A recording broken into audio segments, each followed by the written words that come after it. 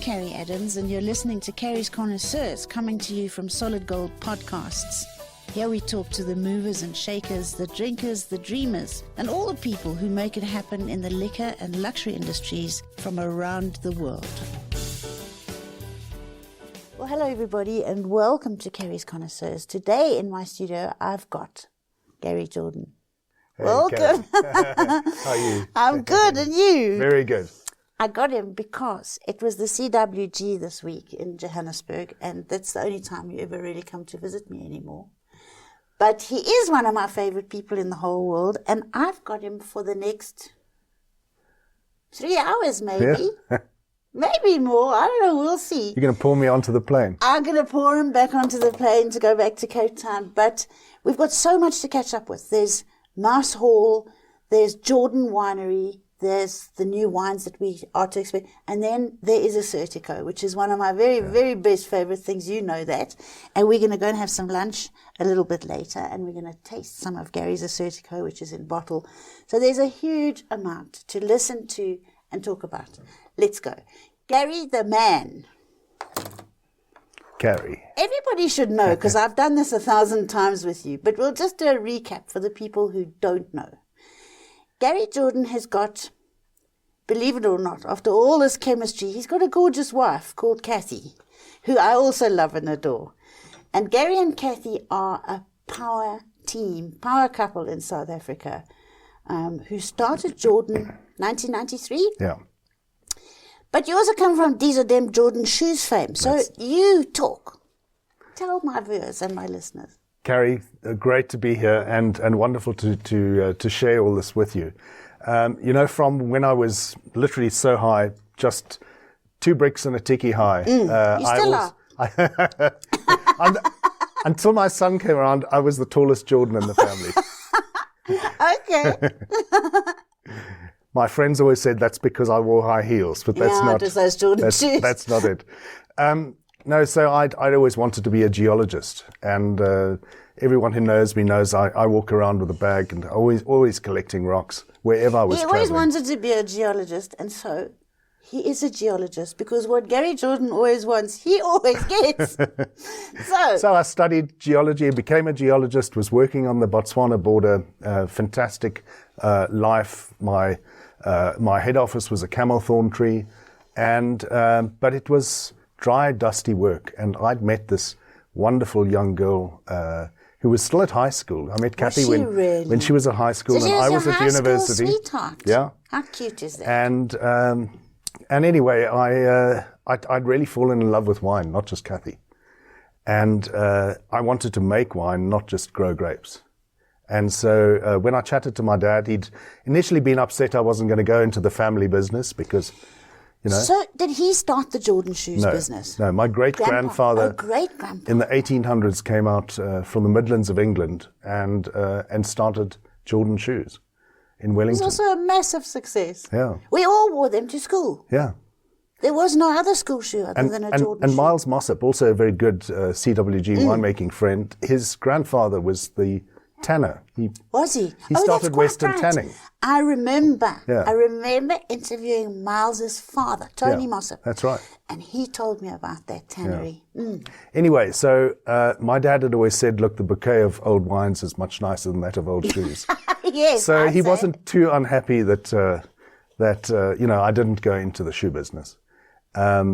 But then, because we wanted to do it seriously and actually study and get the sort of the chemistry behind winemaking too, Kathy and I moved to the United States. We were offered positions at University of California at Davis, one of the top wine schools in the world. Nice. And it's nice work if you can get it, or if you've got enough boxes of shoes to pay for it. And then we actually worked in the industry there for a year together, just to see if we could work together. And driving into San Francisco one morning, we heard on the radio Nelson Mandela was about to be released. And we looked at each other and we said, now's our time to go back to South Africa. I was living in England. I heard the same bullshit. And we all came flying back. we did, didn't we? I didn't buy wine from. Well, I did buy wine from actually, but much later. Yeah. So the rest is history. We came back to South Africa, built and designed the winery, and started off with a bang in the sort of mid-1990s. So the farm was not in the Jordan family until you bought it.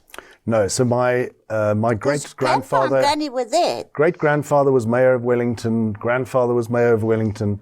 Thank God, by the time I came around, I wasn't mayor of Wellington. Yes, We had moved a little bit closer to Stellenbosch. We had a family farm in Wellington, and I used to cycle out to the farm and go and work there on weekends. Absolutely loved the whole idea of farming and growing things and making wine. I think I made my first wine aged 3, and it was undrinkable. Yes, I'm sure. How far we've come. And do you not miss? You don't miss geology, I use it every day. do you? Yeah. Probably why you got such nice wine. You know, you have to Soils understand. are quite important. You have to understand Yeah. what's happening in the soil Yeah. to make good wines. Yes. Anyway, so you and Kath got married when? We got married on the Braak in Stellenbosch, 1987. And it was an amazing time, I think, in South Africa's history. Nobody knew what was going to happen. No. And that's when we went to California. Okay. So we So were you in made California an a few honest years. woman before you went to America. I did, because it was interesting when I met Kathy, and ultimately she finished high school in Cape Town, and then we had, in those days, in the bad old days, you had 2 years compulsory military service, Yeah.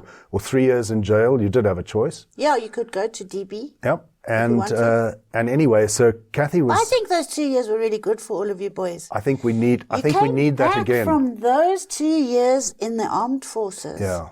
There was nobody skills. waiting on the platform Yeah. to say, hello, boys, we're so sorry. We sent you away to a war that you didn't know anything about, and you didn't really understand why you were there. You weren't allowed to tell anybody what you were doing. And we know that you've been traumatized and you've shot a few people and what have you. But there was no fanfare. There were no dancing girls. There was no laid-on psychology or, debriefing. Or None of that. No, we're going to pay for your education. You real men. You came back and I always say, our generation made one of the most successful economies, or the most successful economy in Africa. Yeah. As a direct result of that discipline. I mean, they say all around the world, if it was amazing. They want to employ South Africans because we can do things, we get things done. A boer maak 'n plan. Exactly. And for those of you who don't speak Afrikaans, it means a farmer makes a plan. Yeah. And you do. To this day, you still make a plan. So anyway, Kathy ended up in France, studying in Caen in Normandy, and then later on in Aix-en-Provence. What did she study? So at university, she studied Botany or something, right? BCom financial management. Oh, God, that's handy. Yeah. That's probably So- why the farm makes money. You need some Well, left up to you. brains in the family. Yeah, silly old Gary. Anyway, so she wrote me this letter. This young, only just turned 18 years old, wrote me this letter to say she'd fallen in love with some guy from Boston Clever in America. girl. Clever girl. And she wasn't sure was she going to wait for me for the 2 years. And I didn't think that was a good idea. Oh! So I still had some time before I had to report, for military service. So I sold my whole honey crop. I was keeping bees at the time. Had a lot of honey to sell. And I went after my honey.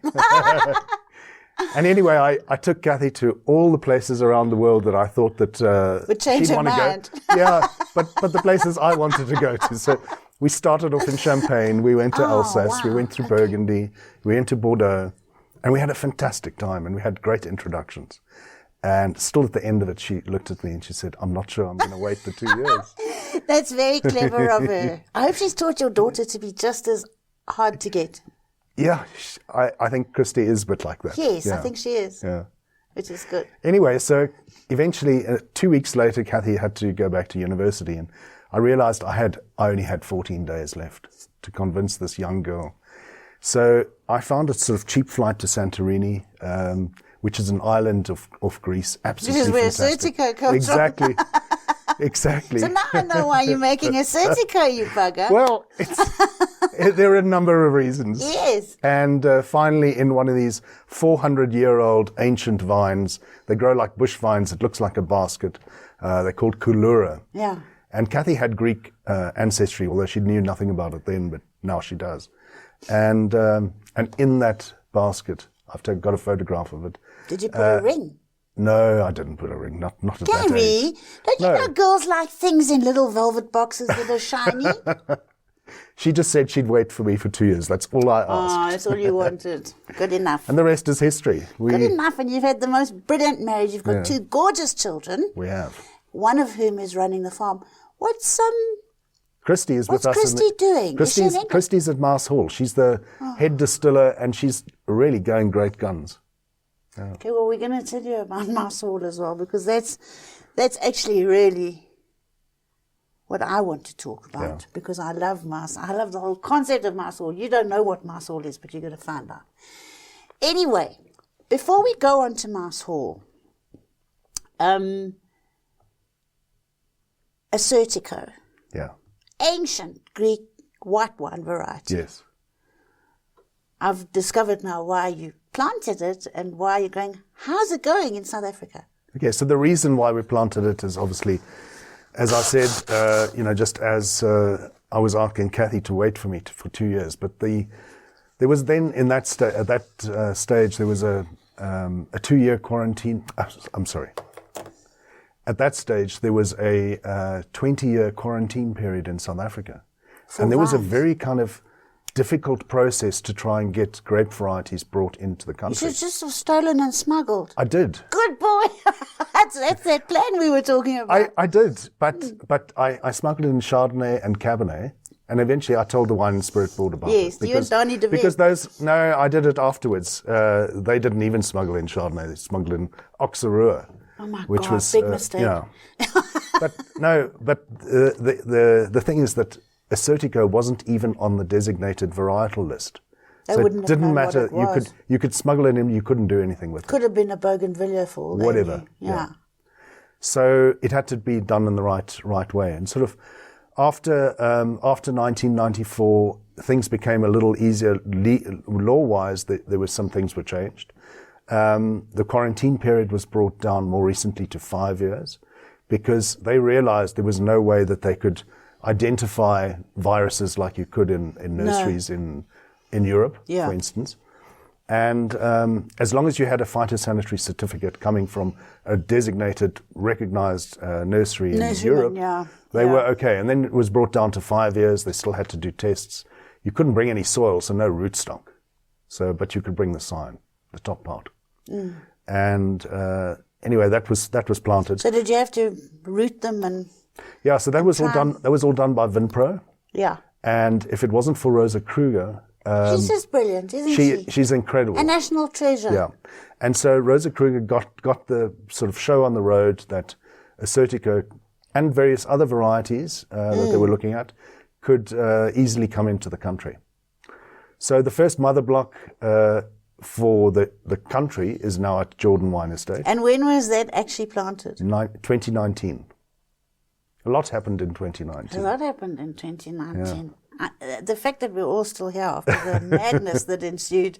But anyway, so have you grown them in the basket method? We have grown some in the basket method. Because you don't have to. No, you don't. And tell everybody why they did it. So in Santorini, which is windswept, low rainfall, right against the sea, what was happening is that you'd get sandblasted from wind, very harsh conditions. So a few hundred years back, they realized if they planted these living baskets, what would happen is that the grapes would be on the inside of the basket, protected from both sun and wind. They're so clever. Yeah. Really. And then the leaves would be on the outside, kind of protecting it. Perfect. Yeah. And the bunches hang inside. The bunches are inside. So. And tell me, we know that Assyrtiko likes volcanic soils. Are our soils volcanic in the Cape? Not volcanic as you would expect coming from a volcano. But remember, we have some of the most ancient soils in the world. Yeah. We have 600 million year old granite. Yeah, people say we've got some of the most ancient soils. The world's all the same age. It isn't actually. I know some of it was covered in sea and some of it. You and I were there when it started, right? Big time. Yeah. No, we're still Big here. Bang. Still Big Bang. How can we explain to everybody that some soils are older? I know that some pieces are under the sea, but there was still ground under the sea. Sure, but to put it into context, Okay, so when these big granite boulders were formed in Stellenbosch, and the whole area between Constantia, Paarl, Stellenbosch, and even parts of the Swartland are based on this 600 million year old granite. Granitic, yeah. So to put that into context, that's 10 times older than anything found in Napa Valley in California.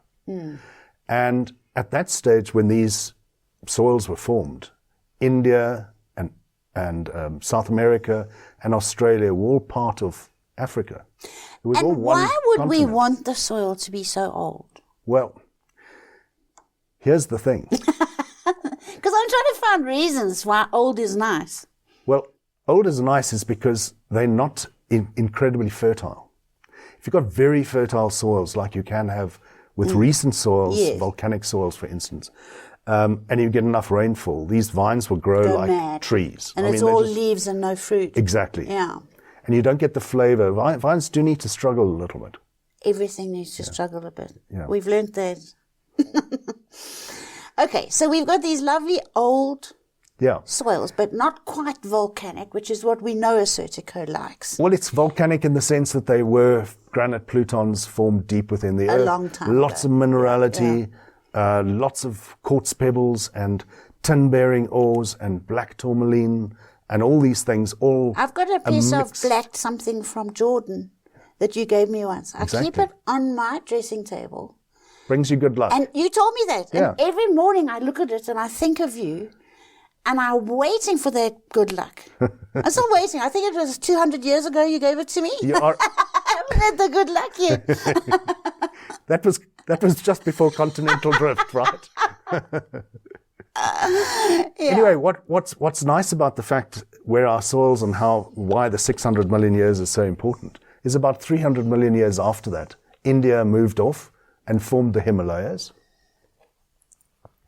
And Australia moved off to the side and thought they could play rugby, and we'll see about that. Why did they move off? Did we chop them off or did they break off? They basically, You know, as whiteys, we're not good. We chop people off. well, South America kind of moved off and then decided to disappear under the sort Shelf. of continents into the shelf, and that's why you're getting all those earthquakes along that side of the of the country. And So they all broke off, yeah, made different spaces, and now we're stuck with these really, really, really old soils. old and soils I think that the and soils surrounded by sea. surrounded by sea. Yeah. I always say everybody always thinks Cape Town's gorgeous, and it is gorgeous, but it's like an archipelago that's like sticking out into the almost down in the South Pole. Yeah. And it's waiting for everything to be battered by everything. And everybody says, oh, you must come to Cape Town. I love Cape Town on a good day. It only has about 3 or 4 good days. For the rest, there's wind, the vines hang onto the trellises like so. You know, It's cool. hectic. It's cooler than it should be for Yeah. its latitude. Yeah, exactly. But that's what makes great wines. Great wine. So we've got this Mediterranean climate, really, that's much cooler, and especially where you are, because they just like pop over the mountain a bit, and you get those gorgeous cooling sea breezes. And Jordan's making gorgeous wine. I'm going to taste this Assyrtiko at lunchtime, so I'll tell you about it next time. But you planted in 2019. It's only 2023, and you've already bottled something. Is it We have. drinkable? It is. It's fantastic. It's island style, so it's got this racy acidity. Yeah, it's famous for its high acid. But in which is quite strange because it's one of the last varieties that you harvest in the Cape. And, Is it? Yeah, and normally what would happen, it would be low acid and quite flabby and high and And you high know, in if you look at a bunch of Assyrtiko, I can remember being on Santorini and seeing those bunches of Assyrtiko at one stage while I was studying, and the skins are quite pale, and they look almost like they're going to be sun-kissed and sweet, sweet, sweet, and low acid. Yeah. And as you say, maybe like the a opposite. flabby Shannon. Yeah. It's exactly the opposite to that. It's limey and it's quite citrusy, should be, hey? Yeah. And it's got these paler skins, much paler skins that I'm sure have to be shielded from too much direct sunlight. Yeah. So have you got people sort of walking up and down the rows monitoring the ripening period Yeah. there? Keeping up umbrellas, fans. No, I'm joking. But literally, you can farm them so that you don't get too much sun on the bunches itself. But this racy acidity and this wonderful minerally sort of mouthfeel. It's like gorgeous. sucking on a stone. And it's almost from memory. I haven't drunk Assyrtiko for a very long time, but from memory, there's almost like a salinity or like a clean saltiness at the end of the whole thing. Yeah. Maritime-ish. Very much. And it must be perfect for Jordan because, as I say, you're quite close to the sea. Yeah, so where we've planted it, we're looking directly at False Bay. Yeah. So that's you planted on that slope? 14 kilometers away. Yeah. So it's perfect. Yeah. And Gay, did you treat it to any oak? No, I don't believe that Assyrtiko needs oak. No. The younger guys on Santorini are now putting things in oak. I think they are. Just to be different to their parents and grandparents. And I don't think it really works as well. Yeah. So what we did is I said to the team, the day we planted the Assyrtiko, I said, we're going to start learning how to use amphora, these big clay pots. They're gorgeous. Because Assyrtiko, I think, needs amphora and it needs stainless steel. I agree. It needs that cleanliness. Hey? It needs that stuff that cuts right Chardonnay through. does so well in barrel, but I think Assyrtiko with that No, we do. racy We want acidity, big we want to keep it. We want big, buttery, gorgeous, romantic, sexy Chardonnay, and we want linear, clean, exactly. sharp Assyrtiko. Even the name Assyrtiko sounds like it should be, you could shave with it, hey? Yeah. You could almost. Yeah. So, one vineyard. So, no, it's now 2 vineyards. Okay. So we've been planting more Assyrtiko. We've got about another 8 hectares we're planting over the next 2 years. Wow. Yeah. And what are the yields like? Sorry, we've got 3 vineyards now of Assyrtiko. You see, you're so rich that you've forgotten how many. What are the yields like? So they're quite low because they're young vines and we don't want to push them too much. So we cut off grapes, just after flowering, just to make sure that the vines are in balance at this stage. We'll let them, after they're about sort of 8 years old, let them go. And then tell me, what sort of bricks are you picking at? So it's about 23, 24, so it's quite ripe. ripe. And yet we Still acid. only end up at about 13% alcohol. So if the sort of classic Chardonnay or Cabernet or something, you're picking at 23, 24, you're going to end up at quite high alcohol. Yeah, you do. But here you don't seem to get that conversion, so it's really nice. That's interesting. Yeah. Okay, so we've got it in bottle, and it's a 2022? 2022 we've got, and we've just bottled the 2023, which is fantastic. Is it getting better? Yes, it's funny how that happens. As the vines get older. And you become more familiar with your grapes, and I'm sure, who's making your wine? Your son? No, so we have a really great team. Jacques Nelson, who's now also director at Jordan, has been with us for I think 26 or 27 years. And as a team, it's fantastic. Yeah. And are you basically staying in England most of your time at the moment? I mean, you're starting a new business. Right now we're spending quite a lot of time in Stellenbosch with this whole replanting program. Why are you replanting everything? So we're doing a big investment. We've spent a lot, not just on buildings and on redoing restaurants and all the rest, but replanting some vineyards where there'd never been vineyards before, or where there'd been some virus, or varieties that weren't quite suited to the styles we wanted to make. I was speaking to somebody the other day about replacing virus vineyards. And I remember doing quite a lot of sort of studies of farms in France, and they used to do it like so. If there was a virus vine in the vineyard, they would take it out and replace it. Immediately. Yeah. And I think that might be a clever way to do it, don't you think? We've done that with all our new plantings. Have you? Yeah. You've got to eliminate any problem. And the thing is, the virus can spread pretty easily. So it's like leaf roll virus. It affects the photosynthesis, and you wine. Can. It's dreadful. Yeah. Particularly on reds. Oh my God! It gives that like pinched, parsimonious, horrible sort of. And sometimes everybody says, "Oh, you can like see the cigar box tobacco balls." It's bloody. Yeah, so it's leaf rolls. It's at the expense of really nice black, bright fruit. Yes. Yeah. But we've got 5 vineyards on the farm that my dad planted. In fact, one I planted was my first vineyard. But 5 vineyards on the farm that are now part of the Old Vine series. Oh, okay. So we've got this under our timepiece. What are they going to be, 35 years old or something? Yes, so these are now 40 years old. Okay. So we have 5 vineyards that'll outlive me. Good. And they won't come out because, they're just doing so well. Yeah. And what we need to know or need to understand is, what did we do then on those particular fields now planted to these old vines that we can learn from, so that new vineyards that we plant now will also be able to age? Yes, because it's quite an interesting thing, you know. The rest of the world has got, I mean, I remember speaking to David Nevo about some over 100-year-old vines in Chile, Shiraz vines and Grenache vines and things that are over 100 years. I mean, they can't be producing too much fruit. But he says the yields are not too bad at all. How did we just got it a little bit wrong. At university, when you're studying winemaking and so on, all the professors would be saying that, you know, vines you would be replanting after 20 years. And that was kind of in everybody's psyche. Within 20 years, you need to replant vineyards. And of course, most of us know that some of the old vines make some of the best wines. They do. They're not going to make you low rich. yield.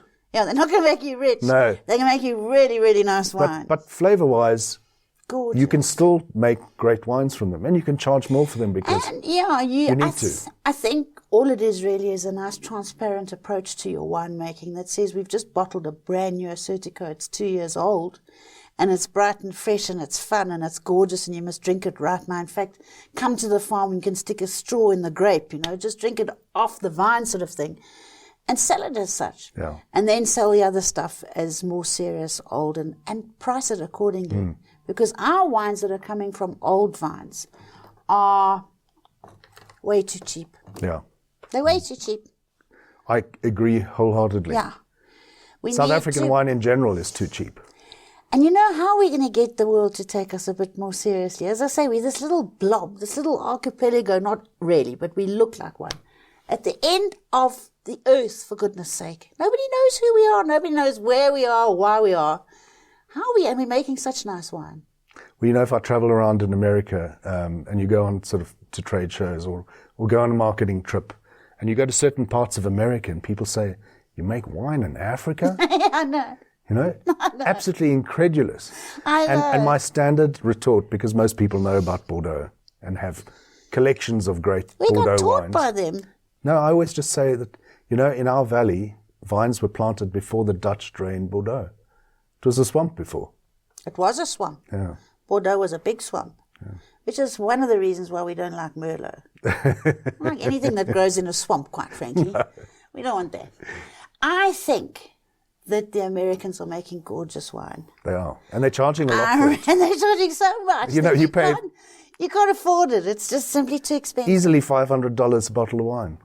So I think what I'm going to do is I'm going to go and do a trip in Napa. I'm going to find one of those American wine farmers, a very rich, successful one. I'm going to marry him, and I'm going to come back and stay with you at Mouse Hall, because Mouse Hall is what you need to hear about now. Mouse Hall is where I want to die. Tell everybody about Mouse Hall. Well, you know, Carrie, we've, over the years, the United Kingdom is one of our biggest markets. Everybody's. And well, we still say it's 60... the seat of civilization, said she, not being bigoted or prejudiced in any way. 60% of our wine we sell in South Africa and Southern Africa.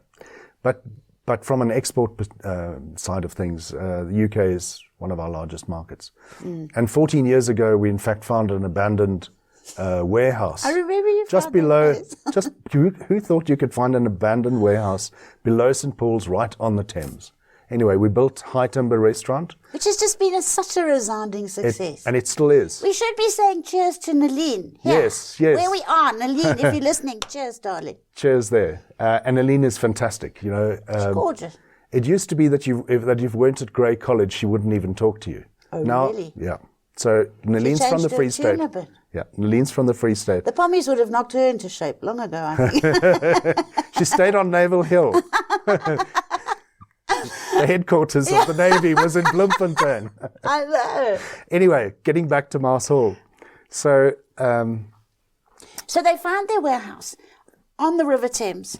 It's like a spitting distance from St. Paul's, really, isn't it? It is, yeah. So it's just down the road from St. Paul's.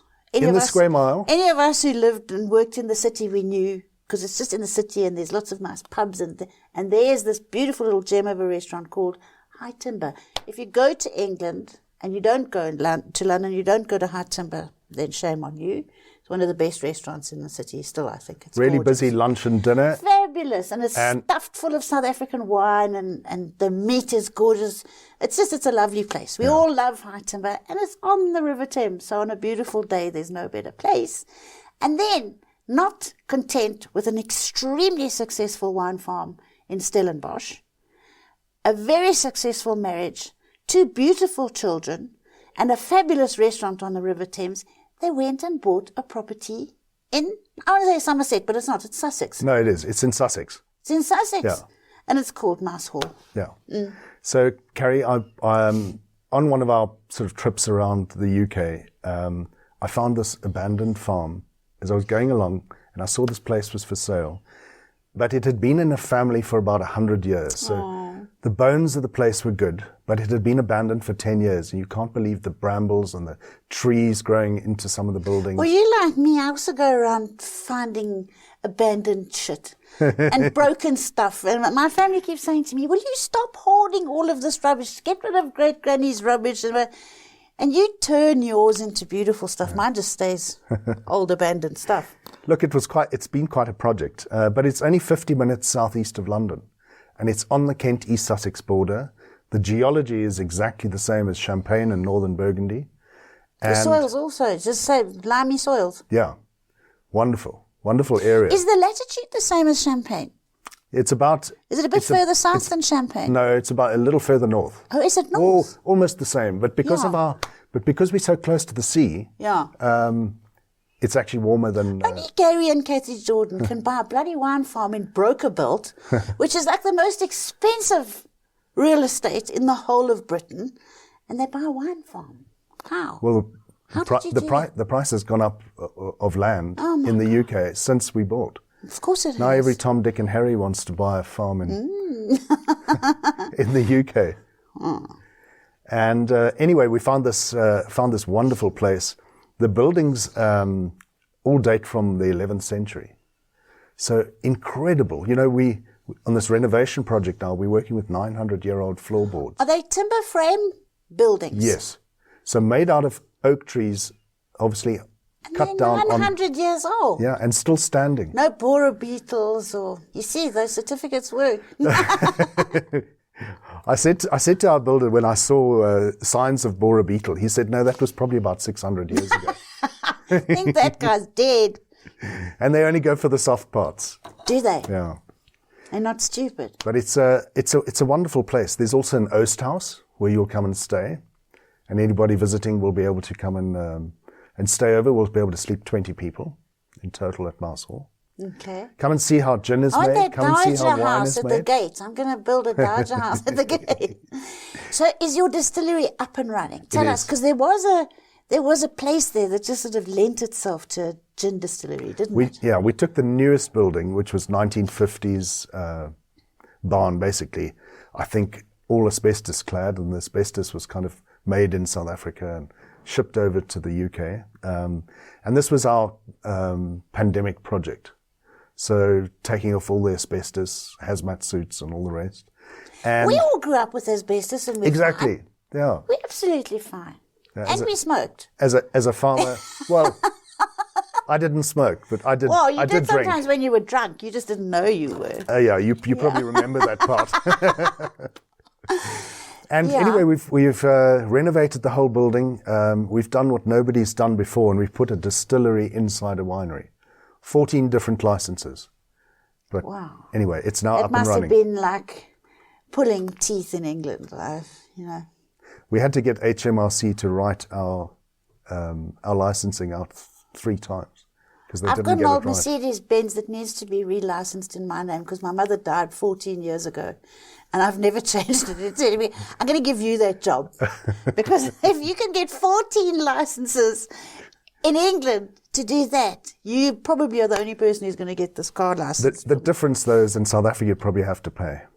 I've already paid about 6,000 Rand and nothing's been forthcoming. In the UK, there's no charge for the licensing. It's just red tape and bureaucracy. Yeah. But you need a distilling license, a winemaking license, a compounding license. So what are you making gin a rectification license. I'm glad you said rectification. I was like, no, what was going to come out of there? What are you making gin out of? So we're making it out of grape spirit. of course, because that's making your own spirit. That's our heritage. Your own distillate, yeah. And we grow some of the botanicals at Mouse Hall itself. Look, lavender we use a little bit of. Oh, pretty. Have you got berries? Yes. So we planted. You must have blackberries and raspberries. All those sort of things, but it's a sort of London dry style. We call it Sussex dry. Must be London. But it's really juniper forward. It's got this wonderful flavour, really smooth. We're growing junipers as well. I was going to say, are you growing some juniper? Yeah, but it's 8 years before you get your first crop. Oh, really? Yeah. So we can now see the berries, but they'll take 2 years to ripen on the bushes. They're going to tease you for another 2 years. Exactly. In the meantime, if the squirrels don't get them. Yeah. So you've bottled some gin. Yes. So and it's got amazing awards already just within the last few months. What have you called it? Sussex Dry? Yeah. So it's the Mouse Hall is the name of the property. Yeah. And it's a Sussex Dry style. Okay. Wonderful sort of blue natural glass bottle, as you would have found, and with all our sort of diggings on the estate. Like all the old gin bottles in exactly. England. Yeah, and it's got that wonderful sort of light blue colour. I know the Queen Mother would have been proud of me. You know, she loved it. Yeah, got pickled on it. She loved it. I worked for a certain establishment in England for a while that used to do deliveries to, what was the place called with an H? Something House. Just down the road from Buckhouse. Yeah. She drank a lot of gin. Yeah. She loved it as well.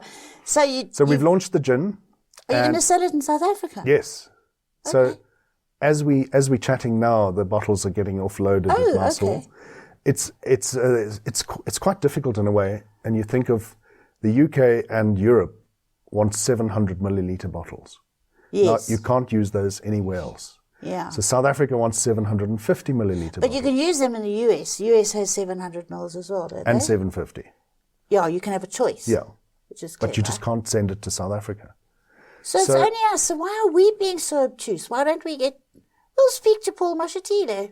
Well, we'll ask him if he'll change that it's for probably not his most pressing, urgent the most pressing matter to attend to right now, but that would be good. That's good. We'll get him. In the meantime, as a way to get around it, we've worked out with the authorities. They're happy for us in the UK and in Europe to use 500 milliliter bottles, and South Africa will too. Yeah, I'm sure that I'm correct in saying that there are some 700 milliliter bottles of stuff that come into this country. They are, and they don't come in legally. Oh, don't they? No. But the liquor board never took them off the shelf in Norman Goodfellows. Every now and again they would, if it hadn't been sort of vetted through somewhere. It's a silly rule. It's silly, and it's the 43% alcohol as well. Everyone's got 41. So it's we make it, and at Mouse Hall we make it as 43. Should make it at 50. Oh, well, I do. I got some 53. I'm sure you. It's in barrel as well. Is it? It's amazing. Oh, really? Yeah. Oak barrels. Yeah. Oh no, I'm definitely coming. No, I love gin. It's one of my favorites. You know, our 9 yards Chardonnay, this wonderful Chardonnay that we barrel ferment at Jordan in Stellenbosch. I've worked out that every 2 months we're sending a container of wine to the UK, but you've got this massive headspace that's open in a container because there's a weight restriction, right? Wine weighs a lot. But this sort of big open space in the top of a container, I just said to our importing agents, I said, do you mind if I put some barrels in there each time you're sending a container? Oh, what a good idea. So we've now just had our second lot of barrels. So they ferment the 9 yards in Stellenbosch. Then I sort out which barrels we want, and they get into the container. And they're going into it's a bit like UK. when they were sending stuff across the channel, hey, from France to England, all those. And now we're putting gin ago. into them, but also Chardonnay and Pinot Noir. So that's the winemaking side. You've got the best life. The best life in the world. I know you worked hard for it, but it is the best life. I just got to remember where I wake up in the morning. That's what Kathy's there for. She'll remind you. Gary, what have you planted at Mouse Hall? So we've got Chardonnay and Pinot Noir planted, a little bit of Pinot Meunier as an experiment. So you're going to make bubbles? Yeah. So we're going to make bubbles, but we're also making really good still wines. That's what I wanted to know. The Chardonnay that we've made this year is just slightly higher in alcohol than the wine I've got on the Cape Winemakers Guild auction. Oh, really? Yeah, it's really good. Because there's somebody trying very hard to get hold of me on this telephone. Callum, can you hear this? Sorry, guys. You've You are Mr. Chardonnay. You make one of the loveliest Chardonnays in South Africa. Thank you. So I wondered if you were A, going to make a Blanc de Blanc bubble, and B, make a still Chardonnay in England and teach them how to make Chardonnay properly in England. Because we could. We're ticking all those boxes. Good. Talk to me. Yeah. So I think one of the biggest challenges, not making great sparkling wine in England, I think, is to make really good still wines I agree with you. that give the sort of northern part of Burgundy a go for their money. Listen, some of those English bubbles that I've tasted, they're very nice, but they're bloody expensive. They're really, really, really expensive. I'd rather go and buy a Bollinger or something. You know, we're paying £3,300 a ton for grapes in the UK. Now, times 20-ish. It's a lot of money. It's a lot more than we pay in Stellenbosch. So I'd rather go and buy Bollies, quite frankly, or Wilmar or something delicious, or Renard. Yeah. I don't want to buy an English bubbly. Anyway, we better be careful we don't get shot down in flames for that. That's your livelihood going down the drain. But the reality is that I've never tasted a really smart Chardonnay coming out of England. And if those soils are exactly what you say they are, there's no reason why you shouldn't be able to make. Yeah. The ripening period just worries me a bit. It worries me too, in that we know this year we're not going to be able to harvest before the 8th of October. I know that already. Because we're at the Cape Winemakers Guild auction till the 7th. So grape harvesting can't start till the 8th. We're going to have to make an 8-yard Chardonnay instead of 9-yard Chardonnay.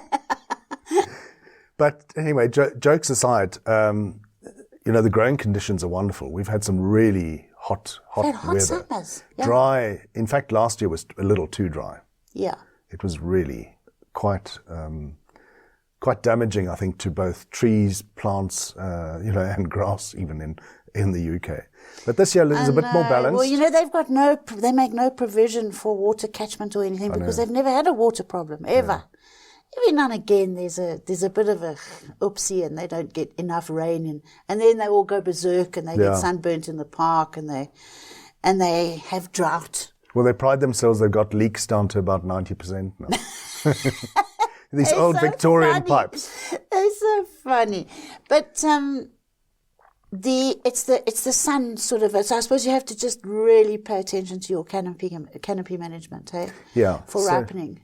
And the daylight hours are long, much longer than we get in until the 9 Cape. o'clock at night even. Or even later. Yeah. But the sun has no intensity really at that time, or does it? I've got a fair skin. I have to walk around in a hat all the know, time. we were made to be in the North Pole, you and me. I burn so easily, and I've burnt so badly in the UK. Yeah. So you're making Chardonnay, Pinot Noir. And Pinot Noir. Yeah, and bubbly. That's fun, exciting. Yeah. Have you bottled any? No, going back to bottle it in the next couple of weeks. Are you? Yeah. I've got to bottle it before the next harvest because we're going to make some space for the new crop to come in.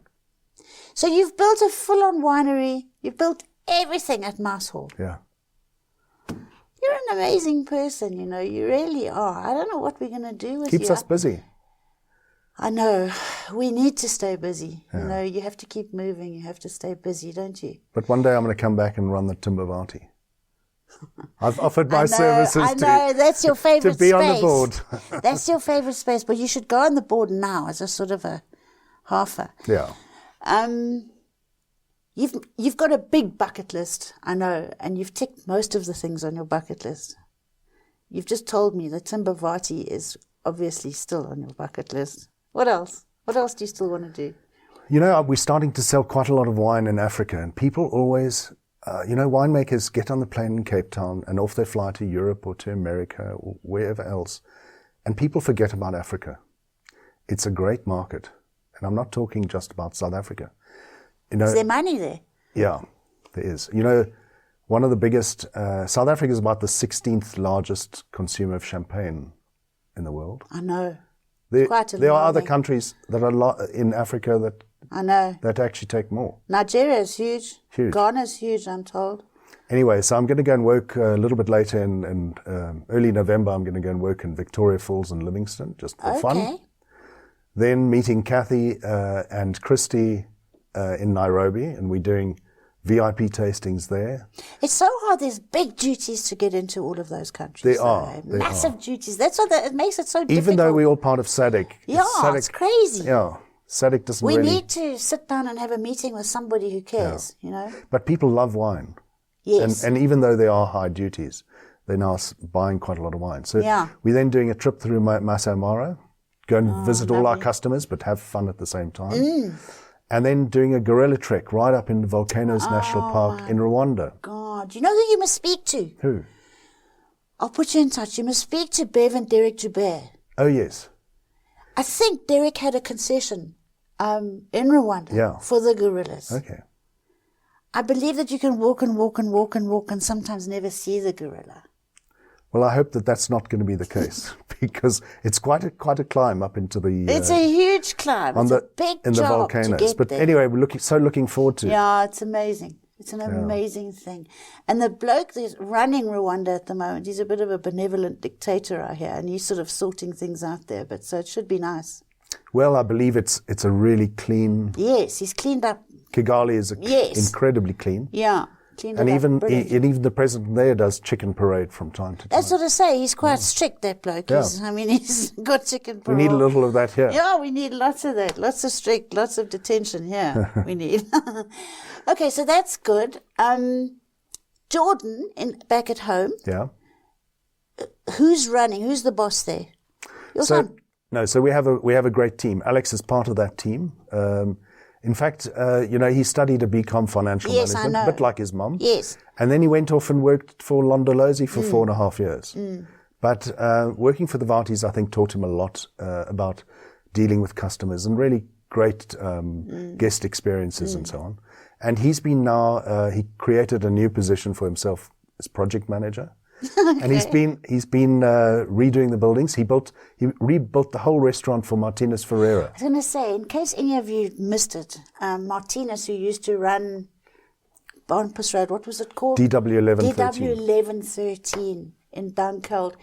You stole him and took him to Jordan, and I believe he's doing wonderfully there. And in the restaurant. He's doing amazing things at Jordan. Really brilliant chef. Yeah. And now we're taking my parents' house and turning that into a sort of multi-generational guest lodge, rim flow pool. Have you lost both your folks at this stage? No, my dad is now still in Somerset West. My mum passed away a few years ago. I knew one of them. Yeah. My dad's still on the farm many days in the week. I'm sure, interfering. Yeah. You're going to be the same. Have Exactly. you told Alex? They all know that. I know. Gary, it's just such an absolute pleasure and a privilege. We're going to go and taste Assyrtiko. We're going to play for a few hours. What time are you flying back to Cape Town? I am flying at 7 this evening. I'm actually flying to London tonight. Oh, you're flying to London? Yeah. Now I've doing a whole road show with Bevan Newton-Johnson and Sam. Did somebody O'Keefe tell me, or did I see that Bevan remarried? Yes. I'm so pleased. Yeah. Give him my best Yeah, love. will do. Yeah. Okay, so you're going to land in London, go and do a road show. Hold that thought. Hold that thought. What's up? I'm on a plane to London. I'm meeting up with Gordon Newton-Johnson and Samantha O'Keefe. Okay. Samantha. And we're doing a Cape Winemakers Guild roadshow around Europe. Oh, fabulous. Okay. Before coming back to the Cape. Yeah, well, there's not too much time for sitting around and twiddling your thumbs by the sound of things, eh? And where's Kath at the moment? Is she in Cape Town? No. So Kathy's at Mouse Hall. We in fact, now that all the buildings have been renovated, she's now moving us from the Oast House back into the main house. I've managed that every time that we've been moving, she's the mover. She's there and you're away on business. I know. Some of you boys get right just like that. I know. She called me just before this to say that the bottles had arrived and, where are you? Yeah, no. She's got to be the forklift driver today because Brian is on leave and he's actually gone on holiday to France. So you're lucky you've got Kathy, you know that. Yeah. She's lucky she got you too. But she's just about to run the Berlin Marathon. So this is what she does. She runs marathons. In July, she did the Cathedral Peak. What do you take in the morning when you get up, you two? Huh? I want to have some. I drink for both of us and she runs for both of us. It's a good system. Gary, What an amazing duo. What an unbelievable family, and how lucky we are to have you. England don't know how lucky they are to have sort of adopted you a little bit as well. Such a privilege, always. Thank you for coming to talk to me. Thanks, I'll Gary. tell you all what this Assyrtiko tastes like. How much do we pay, sort of-ish, for a bottle of Assyrtiko? It's not terribly expensive. It'll be around $2.50. Okay. I'll tell you all the next thing, or in my next newsletter, in fact, I'll tell you about this Assyrtiko. And if it's nice, I promise you, you ought to go and buy a bottle. Once you fall in love with Assyrtiko, you just fall in love, don't you? You do. You never, ever want another lover in summer. Or winter. Or winter. No, sometimes winter we want somebody a bit more velvety and soft and red. You'll be able to find that at Jordan. We'll find it all. Cobbler's Hill. Yeah. Oh, And I Sophia. have to tell you that I tasted a bottle. I opened an old bottle of Cobbler's Hill the other night that was in my cellar. I can't remember what vintage it was. I think I might even have sent you a message. I don't remember. Of course you wouldn't. You probably were also drinking one. And it was so delicious. It was honestly, it was silky, but it was still bright and it was old. When I say it was old, it was good like 11 years old or something. And you know me, I don't do old South African wine as a general rule. But it was silky. It was a bit like very fine suede. I remember my mother had a very expensive calfskin coat of sorts, which I suppose we shouldn't ever admit to at this stage of the game, but What you did. She did. And I remember it felt so gorgeous. That's what that wine felt like going down my throat. It was just delicious. And bright berry fruit still. Yeah. Clear, clean berry fruit. Just gorgeous. If you don't start with the fruit, you don't end with the fruit. No, well, that's the thing. That's that blooming volcano again that we need to get back. Gary, thank you, my darling. Thank you so much. Always a privilege. Wonderful to be here with you. Cheers. Cheers. Cheers. Another production from Solid Gold Podcasts.